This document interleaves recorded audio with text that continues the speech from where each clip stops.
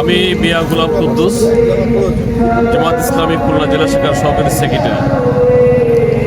আজকে আমরা অত্যন্ত আনন্দিত, অত্যন্ত তৃপ্তির সাথে আজকে আমরা এখানে বলছি যে দীর্ঘ 19 বছর পর, বিশেষ করে ফ্যাসিস্ট সরকারের অবসানের পরে, দীর্ঘ জুলুম নির্যাতন নিষ্পেষণের অবসানে আজকে জামাত ইসলামী ফুলতলা উপজেলার উদ্যোগে ফুলতলা ডাবুর মাঠে বিশাল কর্মী সম্মেলন আয়োজন করেছে। এই কর্মী সম্মেলনকে নিয়ে গোটা ফুলতলা উপজেলায় উৎসবমুখর পরিবেশ বিরাজ করছে। গ্রামে গঞ্জে, পাড়ায়, মহল্লায়, শহর নগরে, বাজারঘাটে জনগণের মধ্যে একটাই কথা, তা হচ্ছে জামাত ইসলামীর ফুলতলা উপজেলার কর্মী সম্মেলন। এই কর্মী সম্মেলন আমরা আশা করছি অত্যন্ত উৎসবমুখরভাবে জাঁকজমকপূর্ণ আয়োজন আজকে আগামীকালকে 16ই নভেম্বর বিকাল 3টায় ডাবুর মাঠে ইনশাআল্লাহ অনুষ্ঠিত হবে।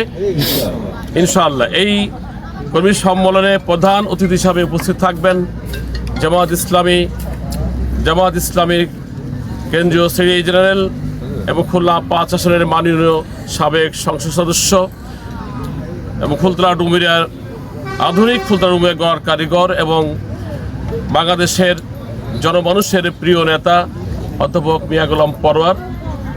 এই প্রোগ্রামে, এই সম্মেলনে বিশেষ মেহমান থাকবেন খুলনা অঞ্চলের জামাত ইসলামীর সম্মানিত পরিচালক, বিশিষ্ট আলেমেদিন এবং খুলনা 6 আসনের সংগ্রামী জাতীয় প্রার্থী খুলনা মহানগরীর সাবেক আমির জনাব হযরত মাওলানা আবুল কালাম আজাদ। এই প্রোগ্রামের বিশেষ থাকবেন জামাত ইসলামী খুলনা জেলা শাখার সংগ্রামী আমির বর্ষিয়ান আলেম জননেতা মাওলানা ইমরান হুসাইন সহ এই প্রোগ্রামের সভাপতিত্ব করবেন ফুলতলা উপজেলা জামাত ইসলামীর সংগ্রামী আমির অধ্যাপক আব্দুল আলী মোল্লা সহ অন্যান্য নেতৃবৃন্দ থাকবেন। আমরা আশা করছি এই সম্মেলন অত্যন্ত সুন্দরভাবে সফল হবে এবং এই ফুলতলার হাজার হাজার মানুষের ঢল নামবে এই সম্মেলনে। এই সম্মেলন অত্যন্ত আনন্দপূর্ণ এবং সফল সম্মেলন হবে। এই সম্মেলন বিশাল সম্মেলন হবে, ঐতিহাসিক সম্মেলন হবে। এই সম্মেলনের মধ্য দিয়ে এই অঞ্চলের ইসলাম প্রিয় মানুষের মাঝে, জনতার মাঝে জামাত ইসলামী প্রমাণ করবে জামাত ইসলামী ফুলতলা উপজেলায় একটি শক্তিশালী সংগঠন।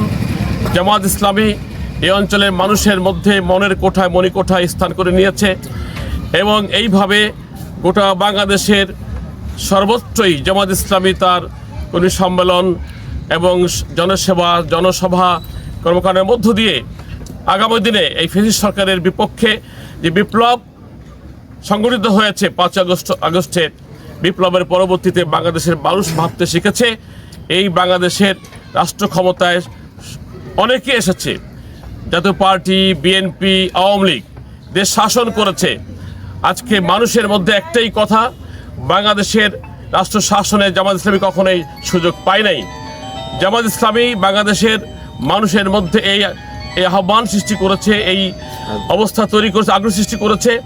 আগামী দিনে এই দেশ শাসনে জামাত ভূমিকা রাখবে ইনশাআল্লাহ। জামাত রাষ্ট্রের শাসক দল হবে।